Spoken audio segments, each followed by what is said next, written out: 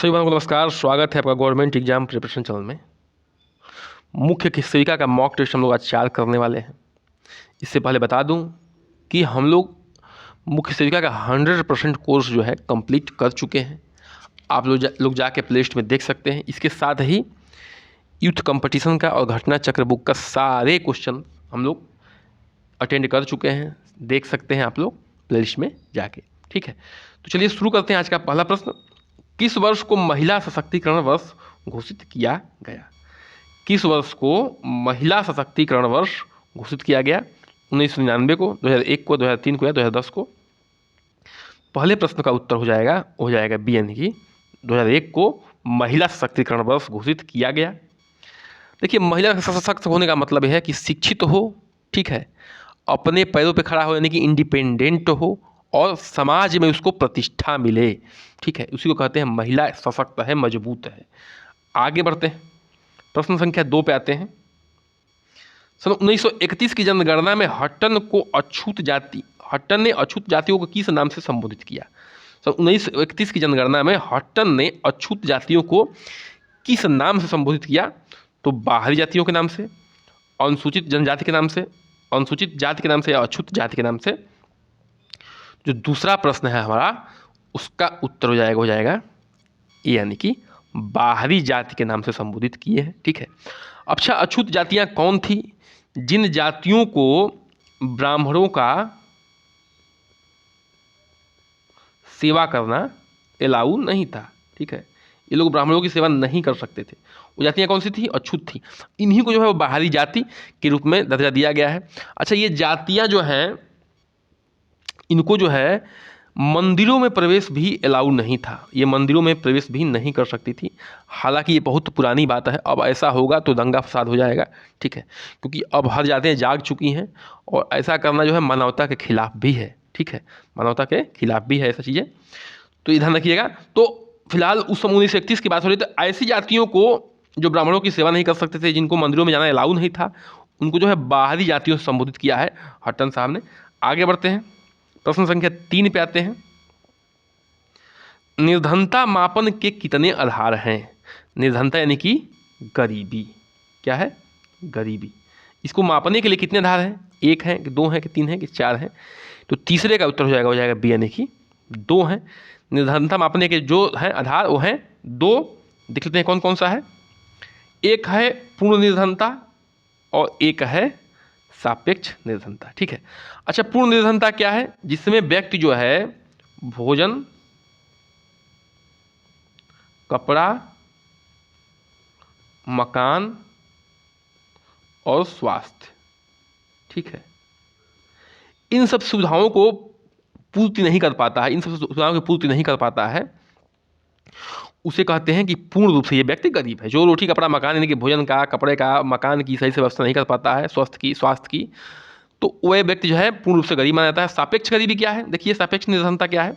जैसे कि अब देखिए, एक चीज़ और जान लीजिए कि पूर्ण निर्धनता जो है ये विकासशील देशों में पाई जाती है। जैसे अपना भारत है, पाकिस्तान है, अफगानिस्तान है, बांग्लादेश है, ये विकासशील देश हैं, इनमें जो है पूर्ण गरीबी पाई जाती है। और जो सापेक्ष गरीबी होती है ये विकसित देशों में, जैसे अमेरिका हो गया, जर्मनी हो गया, फ्रांस हो गया, कनाडा हो गया, ब्रिटेन हो गया, ऐसे देशों में पाया जाता है। जैसे मान लीजिए कि 50,000 है किसी की सैलरी और किसी की सैलरी जो है 1,000 है। ठीक है,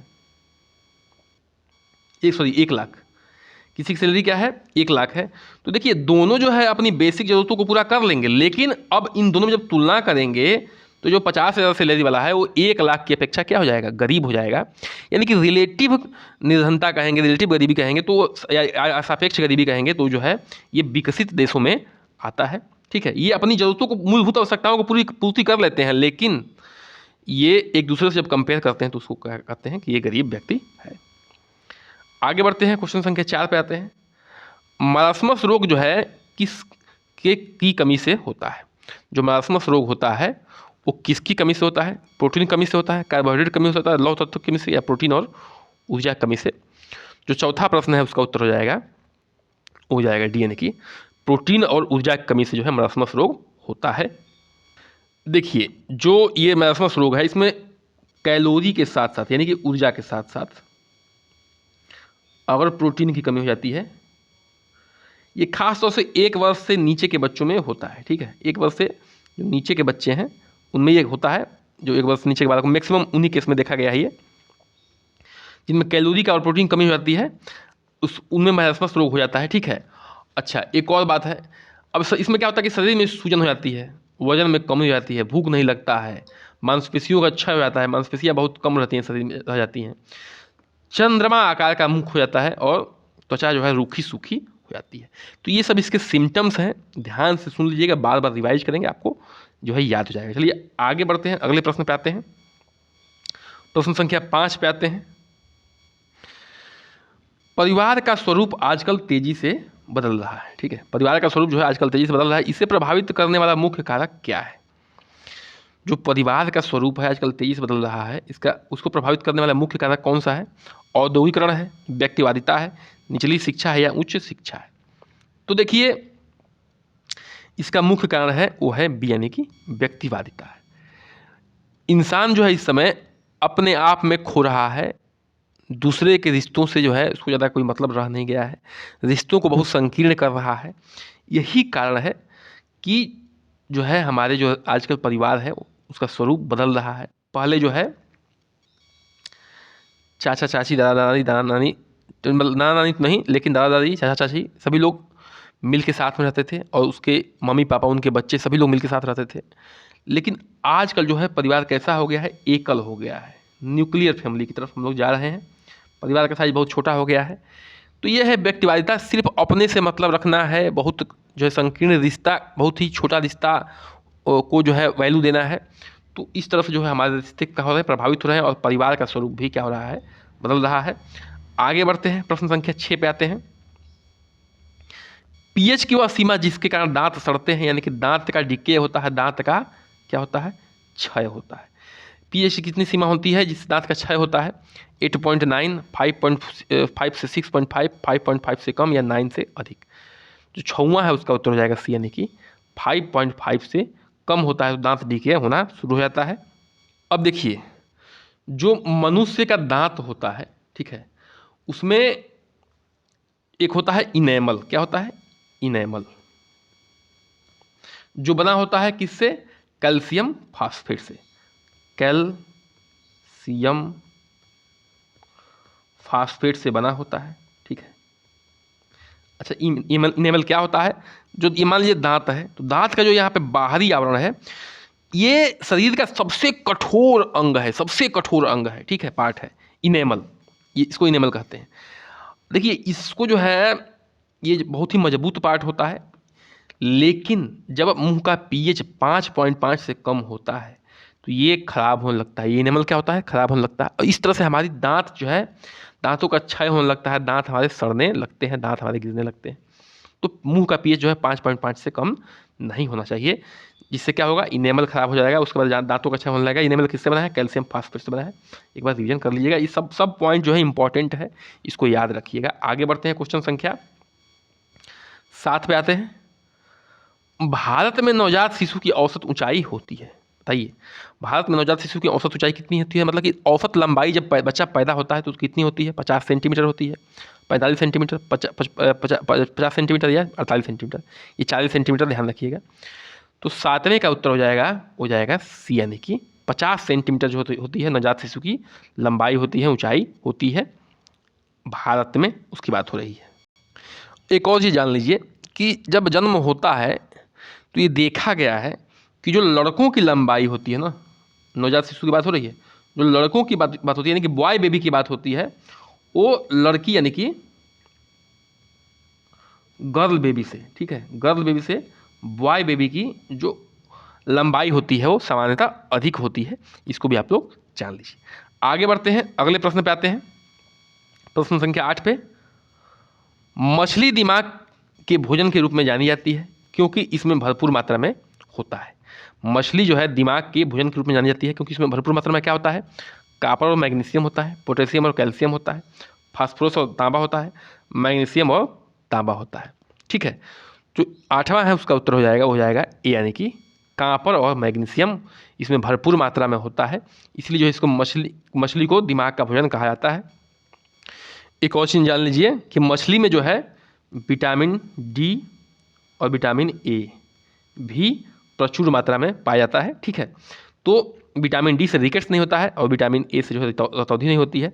तो जो है आँखों के लिए और हड्डियों के लिए भी मछली क्या होती है, बहुत ही इंपॉर्टेंट पार्ट होता है, ज़रूरी पार्ट होता है। आगे बढ़ते हैं भोजन के रूप में, आगे बढ़ते हैं क्वेश्चन संख्या 9 पे आते हैं। हरलाख के अनुसार विकास का अर्थ क्या है? ठीक है, हरलाख के अनुसार विकास का अर्थ क्या है बताइए? गुणात्मक परिवर्तन है, मात्रात्मक परिवर्तन है कि गुणात्मक और मात्रात्मक परिवर्तन दोनों है, या इनमें से कोई भी नहीं है? तो इसका उत्तर जो हो जाएगा सी, यानी कि गुणात्मक और मात्रात्मक परिवर्तन दोनों जो है हरलाख साहब के विकास के अनुसार इसका अर्थ है। अब देखिए, गुणात्मक और मात्रात्मक में दोनों में अंतर है। मात्रात्मक का मतलब क्या होता है कि इसमें वजन का बढ़ना, लंबाई का बढ़ना, ठीक है। और गुणात्मक में क्या होता है कि व्यक्ति के व्यवहार में परिवर्तन, ठीक है, उसके गुण में परिवर्तन, व्यवहार में परिवर्तन, गुण में परिवर्तन। ये देखिए, गुणात्मक परिवर्तन जो होता है सॉरी मात्रात्मक परिवर्तन जो होता है एक समय के बाद रुक जाता है, लेकिन जो गुणात्मक परिवर्तन होता है वो जीवन पर्यंत चलता रहता है। जब तक मनुष्य मर नहीं जाता है तब तक जो है ये चलता रहता है। तो हरलाख साहब के अनुसार गुणात्मक और मात्रात्मक परिवर्तन दोनों जो है क्या है, विकास का अर्थ है। आगे बढ़ते हैं, क्वेश्चन संख्या 10 पे आते हैं। रक्त में यूरिक एसिड की अधिक मात्रा का लक्षण है। ठीक है, अगर रक्त में यूरिक एसिड बढ़ जाता है तो उसका क्या लक्षण है? मधुमेह का बढ़ जाना है, गठिया का बढ़ जाना, कि दिल की बीमारी का बढ़ जाना, कि रक्त में शर्करा का निम्न स्तर हो जाना। तो 10वें का उत्तर हो जाएगा बी, यानी कि गठिया रोग जो है, इसमें अगर यूरिक एसिड बढ़ जाती है शरीर में तो गठिया रोग होने के चांसेस बढ़ जाते हैं और होते भी हैं। गठिया रोग में क्या होता है, जो हड्डियों के जोड़ होते हैं, क्या होता है, हड्डियों का जोड़, वहाँ पे दर्द होना प्रारंभ हो जाता है। ठीक है, इसे ही गठिया कहते हैं। वहाँ की हड्डियाँ टेढ़ी भी होने लगती हैं, गांठ बन जाता है वहाँ पे। ठीक है, ध्यान रखिएगा, उसी को जो है गठिया रोग कहते हैं। ये कब होता है? जब शरीर में यूरिक एसिड बढ़ जाता है। इसमें डॉक्टर्स क्या कहते हैं कि आप जो है प्रोटीन का सेवन क्या कर दीजिए, कम कर दीजिए। क्यों? क्योंकि आपके शरीर में यूरिक एसिड का प्रोडक्शन बढ़ गया है। ठीक है, चलिए अगले प्रश्न पे आते हैं, प्रश्न संख्या 11 पे। हरित क्रांति का सर्वाधिक प्रभाव किन फसलों पर पड़ा? जो हरित क्रांति थी उसमें का प्रभाव किन फसलों पर पड़ा? चावल और गेहूं पर, केवल चावल पर, केवल गेहूं पर, या चावल, गेहूं और दाल, तीनों पर। ठीक है, तो ध्यान रखिएगा, जो हरित क्रांति का सर्वाधिक प्रभाव पड़ा है वो चावल और गेहूं दोनों पर पड़ा है। ठीक है, ये ध्यान रखिए कि ये जो 1960 से लेके 1970 का दशक है, 1970 का दशक, खास तौर से 1967 में, इसी समय जो है हरित क्रांति हमारे इंडिया में आई थी। हरित क्रांति में क्या किया गया था कि अच्छी क्वालिटी का बीज का प्रयोग किया गया था, अच्छी क्वालिटी के खादों का प्रयोग किया गया था। और ये जो है, जो पंजाब, हरियाणा और पश्चिमी यूपी है, पंजाब, हरियाणा और पश्चिमी यूपी, पहली बार वहीं पे इस चीज़ को अपनाया गया था, ताकि जो अब देखिए वहीं पे अपनाया गया, वहाँ पे किसान जो है अच्छे सुदृढ़ थे, इस चीज़ों को जो है वो कर सकते थे। इसका प्रभाव ये पड़ा कि जो हमारे देश में भूखमरी आ जाती थी, इसके पहले 1960-1970 से पहले भूखमरी आ जाती थी, उससे लोग बचे और प्रोडक्शन हमारे देश में इतना हो गया कि हम अपने पेट जो है भरने लगे और एक्सपोर्ट भी आज कर रहे हैं अनाजों का। तो ध्यान रखिएगा, ये हरित क्रांति का खेल है, ये हमारे वैज्ञानिकों का खेल है। ऐसे वैज्ञानिकों को मैं बार बार सैल्यूट करता हूँ, बार बार। तो ये ध्यान रखिएगा। चलिए आगे बढ़ते हैं, क्वेश्चन संख्या 12 पे आते हैं। केसरी दाल को मिलावट के रूप में किस दाल में प्रयोग किया जाता है? जो केसरी दाल है उसको मिलावट के रूप में किस दाल में प्रयोग किया जाता है? अरहर दाल में, मूंग की दाल में, चना की दाल में, ये इनमें से कोई भी नहीं। जो 12 है उसका उत्तर हो जाएगा ए, यानी कि अरहर दाल में केसरी दाल को मिलावट के रूप में प्रयोग करते हैं। ठीक है, दुकानदार वगैरह। जो केसरी दाल होती है, ठीक है, ये कैसा होता है? ये देखने में अरहर जैसी होती है। ठीक है, और इसको क्या करते हैं, मिक्स कर देते हैं, और मतलब कि स्वाद तो अरहर दाल जैसा नहीं होता है। तो जब मिक्स कर देते हैं तो वो क्या होता है कि उसकी क्वालिटी थोड़ा सा लो हो जाती है, और इस तरह से जो है वो कहने का मतलब एक ठगी है, एक प्रकार की ठगी है कि भाई अरहर के नाम पे जो है दूसरी दालों को मिलावट करके जो निम्न क्वालिटी की हैं उनको आप बेच रहे हैं, ठीक है, लोगों को जो है उल्लू बना रहे हैं और पैसा कमा रहे हैं। आगे बढ़ते हैं, प्रश्न संख्या 13 पे आते हैं। सिरका जो है पतला घोल है, यानी कि डाइल्यूट घोल है, ठीक है, जलीय विलयन है, इसको जलीय विलयन भी कह सकते हैं। किसका जलीय विलयन है? एसिटिक अम्ल का, हाइड्रोलिक अम्ल का, एसिटिक सॉरी 2 बार एसिटिक हो गया, ठीक है, ये सिट्रिक कर लेते हैं यहाँ पे, सिट्रिक अम्ल का, हाइड्रोलिक अम्ल का, एसिटिक अम्ल का या नाइट्रिक एसिड का, ठीक है। थोड़ा सा मिसप्रिंट हो गया है, प्लीज कोऑपरेट। तो जो 13वां का उत्तर होगा वो जाएगा सी, यानी कि एसिटिक अम्ल का जो है जलीय विलयन है। देखिए जो सिट्रिक अम्ल होता है वो नींबू में पाया जाता है, आप जानते हैं। हाइड्रोलिक अम्ल जो है हमारे पेट में भी निकलता है, डाइजेशन में काम करता है, ठीक है, तो ध्यान रखिएगा। अब एसिटिक अम्ल जो होता है ये पाचन तंत्र को, हमारे पाचन तंत्र में बड़ा अच्छा काम करता है, तो ये सिरका का उसमें भी प्रयोग करते हैं, मतलब कि डाइजेशन में। देखिए जो एसिटिक अम्ल होता है, एसिटिक एसिड होता है, इसे एथेनोइक एसिड भी कहते हैं, ठीक है, एथेनोइक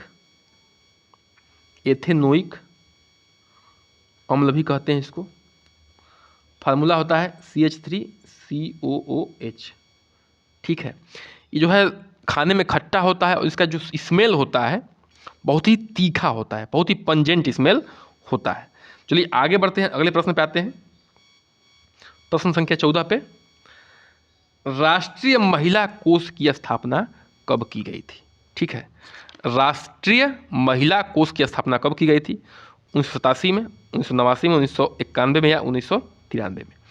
जो 71वां प्रश्न है उसका उत्तर हो जाएगा डी, यानी कि 1993 में जो है राष्ट्रीय महिला कोष की स्थापना की गई थी। और देखिए जो इसकी स्थापना हुई थी, ठीक है, वो भारत सरकार के मानव संसाधन विकास मंत्रालय के तहत महिला तथा बाल विकास विभाग द्वारा स्वतंत्र सोसाइटी के रूप में की गई थी, ठीक है, तो ये ध्यान रखना है। आगे बढ़ते हैं, आज के अंतिम प्रश्न पे आते हैं। एक शिशु को दूध छोड़कर भोजन शुरू करने की सही आयु क्या होती है? जो 15वां प्रश्न है, एक शिशु को दूध छोड़कर भोजन शुरू करने का सही आयु क्या है? 3 माह है, 6 माह है, 1 वर्ष है या 1.5 साल है? जो 15वां है उसका उत्तर हो जाएगा बी, यानी कि 6 महीना पे जो है हम लोग क्या कर सकते हैं, शिशु को दूध माँ के दूध से भोजन की तरफ शिफ्ट करा सकते हैं। भोजन वो भी कड़ा नहीं देना है, सेमी लिक्विड होना चाहिए, ध्यान रखिएगा, सेमी लिक्विड, ठीक है।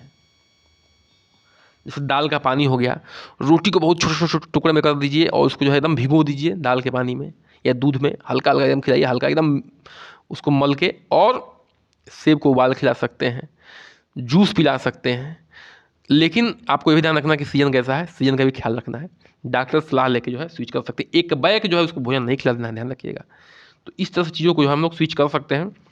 कृपया करके हम लोग चैनल को सब्सक्राइब कर दीजिए, शेयर करिए, कमेंट करिए, बन रहिए हमारे साथ। नमस्कार।